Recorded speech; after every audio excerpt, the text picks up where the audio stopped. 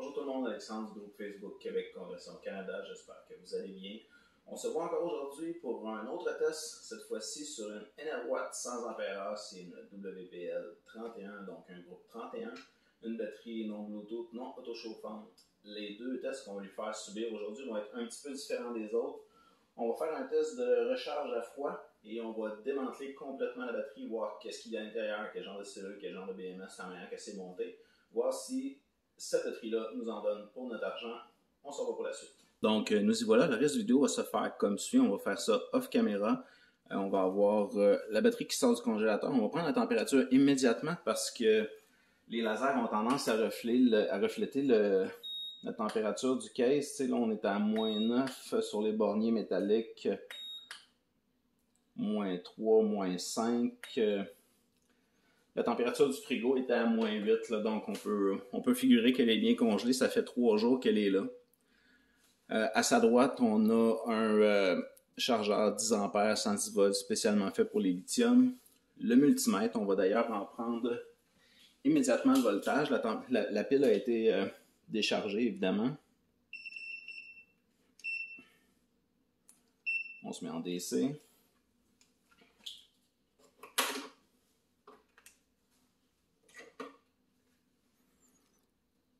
Donc, on est à 11,19 volts. La batterie est pas mal vide. Ce qu'on va faire, c'est qu'on va tester sa recharge au froid. On va appliquer le chargeur dessus. On va voir le chargeur va kicker in en ayant la lumière rouge allumée. On va ensuite prendre le testeur de continuité pour voir s'il rentre du jus à l'intérieur de la batterie. On va espérer que non. En faisant ça, je vous explique.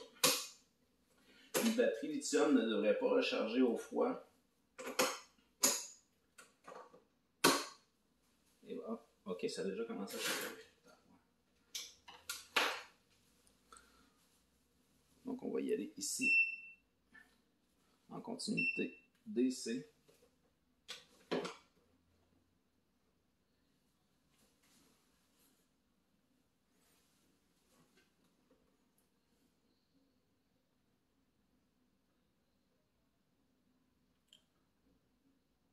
On voit qu'il passe présentement là, 15 ampères dans la batterie. Donc la batterie est en train de charger. On va la laisser aller un petit peu. Ça devrait clairement pas charger à cette température-là.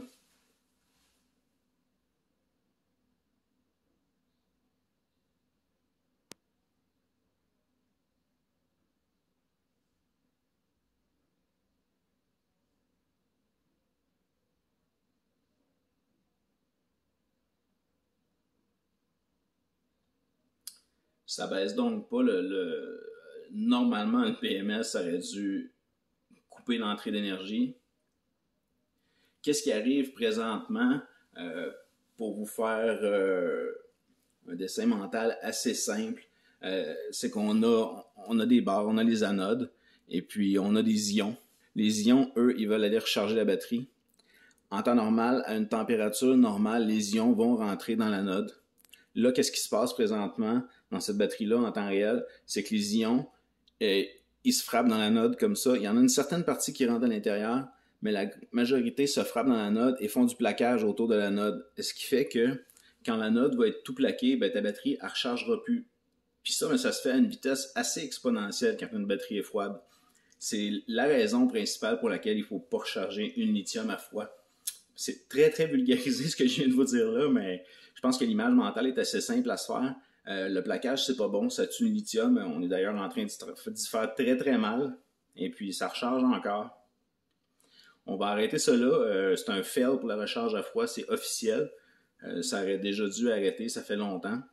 Donc, ben, pour ça, ça passe pas. C'est bien dommage. On va la déconnecter live, puis je vais vous montrer autre chose en même temps que j'ai remarqué en la mettant dans le frigo cette semaine. Je vais juste éteindre ça.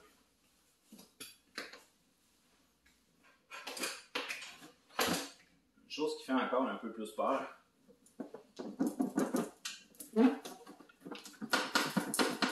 La batterie elle est lousse à l'intérieur.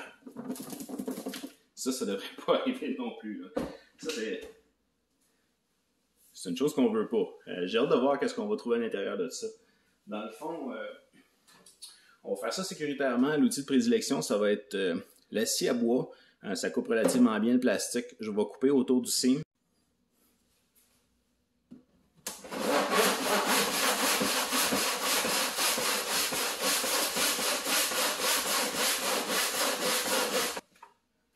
Ok, BMS qui est plus collé du tout sur les selles.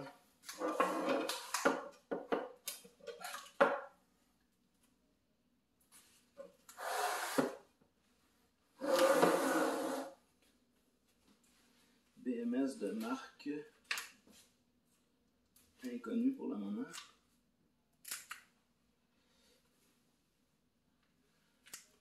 Je vais démonter le BMS, je vais mettre ça sur pause. Je peux malheureusement pas le faire live parce que on s'entend, c'est une batterie, c'est quand même dangereux. Donc j'ai besoin de concentration pour le faire. Je veux pas animer la caméra en même temps.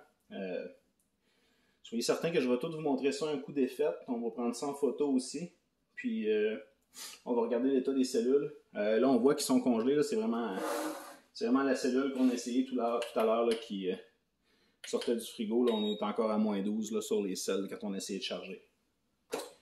Donc, la raison de la différence de température, là, pour ceux qui ne savent pas, c'est qu'un laser sur une surface noire, là, ça réfléchit et ça ne donne pas une lecture exacte. Mais si on regarde les selles, on est à 11.5, moins 12. Fait qu'on a vraiment rechargé à froid. Donc, je mets la caméra de côté, je démanche ça sécuritairement, puis on se revoit pour la conclusion. Tout a été démanché. Je vais vous faire part des différentes pièces et puis des trucs que j'ai observés au fur et à mesure du démontage. On va commencer par le couvercle. Une idée que j'ai trouvée un peu funky. Ouais, c'est du masking tape. Ce genre de tape-là, aussitôt qu'il va chauffer, va décoller.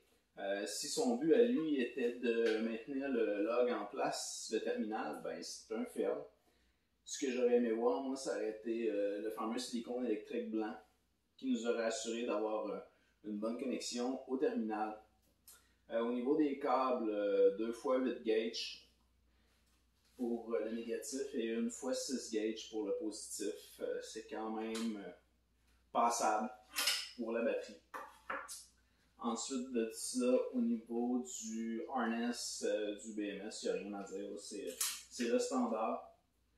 Le BMS, lorsque j'ai ouvert la batterie, on avait une espèce de clouc, une espèce de bruit de cognage.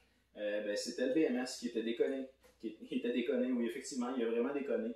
Il était décollé des cellules. Lui, il était comme seulement collé dans le côté. Puis là, il était là, puis il cognait dans le côté du case de la batterie de plastique. Il va sans dire que ça peut pas arriver. Il faut pas que ça arrive parce que l'électronique est là, c'est ça qui contrôle tout le bien-être de la batterie. Faut pas que ça arrive, faut que ce soit collé en place. J'ai fait des recherches sur le BMS. Le BMS en tant que tel, j'ai pas trouvé de référence sur Internet. Ça semble comme pas exister. Ça peut arriver que ce soit aussi du fabrication juste pour eux autres. Une affaire qui m'a un peu désolé, ça a été de voir que les terminals sont trop grands. Je l'ai montré dans l'autre séquence, ils sont trop grands pour les trous de batterie. Généralement, c'est bien quand les deux sont du même size. Là, ça existe du même size. Là, pourquoi ne pas les utiliser? Peut-être pour couper les coups, là, je m'avance sur des trucs, là, mais ce BMS-là a fait sa job au niveau de la décharge des cellules. Là. Au niveau des cellules, on avait du 2.9, 2.8, 3.0, 2.9. C'est quand même bien. Il y a deux sondes dessus de température. Il y en avait une placée entre les cellules. Et puis il y en avait une sur les MOSFET. C'est bien. La chose un peu moins bien, puis la place où il a complètement manqué son travail, c'est la recharge à basse température. Pardon. Une batterie congelée, là, je l'ai expliqué, ça peut pas recharger. Il faut pas que ça arrive. Donc, de ce côté-là, moi, c'est un gros no-go. Et puis, on a vu aussi dans une vidéo de François Charon où il a testé la même pile, elle passe jamais le 85 ampères de demande. Donc, il y a un petit peu de travail à faire à ce niveau-là. Les cellules sont toutes reliées avec des bus bars plaqués cuivre. C'est une bonne manière de procéder. La plupart des compagnies qui se respectent fonctionnent comme ça.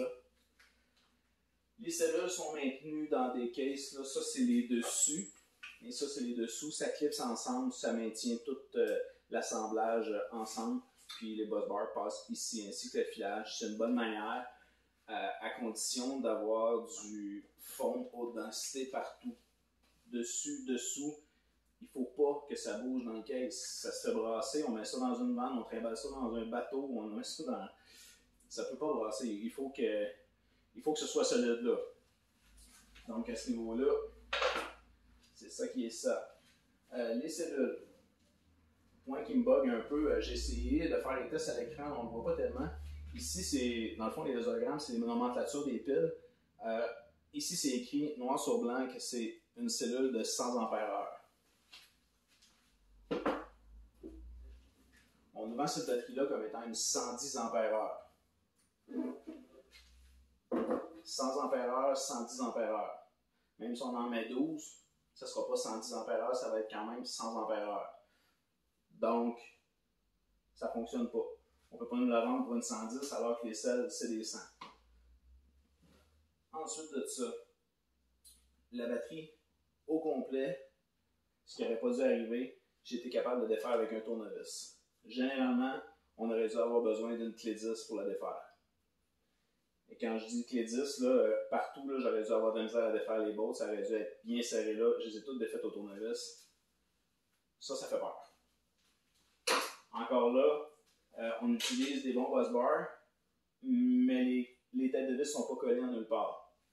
Donc, moi, ça me fait penser que cette batterie-là, elle fournit qu'est-ce qu'elle a à fournir. Elle ne sera pas la recharge au froid, mais dans le temps, elle ne sera pas viable. On la garantit 3 ans. Allez-vous prendre le risque d'aller à plus que 3 ans avec ça? Je vais regarder mes notes pour être sûr de rien oublier. Pardon, j'ai parlé de la recharge sous zéro, qui est évidemment un no-go pour moi. Je n'ai pas été capable de trouver les dates de fabrication des cellules sur Internet. J'ai pas mal fait le tour, je vous dirais. Le case aussi, là, je ne l'ai pas montré, c'est bien standard. Là. Ici, c'est graffiné à l'intérieur. C'est graffiné du BMS qui a frotté dedans avec le filage. C'est assez spécial. Là, je l'ai perdu tantôt tout à l'heure. Il y avait 2 morceaux de métal dedans. J'avais tendance à dire du plomb, mais comme une espèce de soudure ou des morceaux quand même assez conséquents. J'avais peut-être un 3-4 mm de rond qui se promenait comme ça, loose dans la batterie. Là. Je ne sais pas si ça venait d'un bus bar ou d'une soudure en quelque part. Considérant qu'il n'y a pas grand-chose de soudé, ça me surprendrait beaucoup là, parce que tous les lugs sont tous crimpés. Je ne sais pas d'où ça venait. Bref, ça n'avait pas d'affaire là parce que ça ne faisait pas partie intégrante de la batterie. Et puis ça ne faisait pas partie de mon installation parce que tout était propre. Donc, il y avait un espèce de petit corps étranger à l'intérieur. C'est pas mal ça qui est ça. J'ai pas l'habitude de donner mon opinion. Là, je vais le faire. Est-ce que je le mettrai dans ma vanne? Non. Du tout. Moi, je pense pas que ce modèle-là va toffer dans le temps. Opinion personnelle, là. On en fait qu'est-ce qu'on en veut. Mais moi, j'ai eu assez de preuves aujourd'hui. J'ai vu assez de photos sur Internet pour me dire que moi, ça ne rentre pas dans mes équipements. Donc, sur ce, si vous avez des questions, gênez-vous pas, je suis toujours là pour répondre dans le meilleur de mes connaissances. Je ne suis pas un pro du tout. J'aime ça toucher à tout. Fait que si vous avez des questions, encore une fois, gênez-vous pas. Je vais être là pour vous répondre. Si je n'ai pas de réponse, ben, on va aller aux sources. Que je vais vous souhaiter une bonne journée, puis à la prochaine.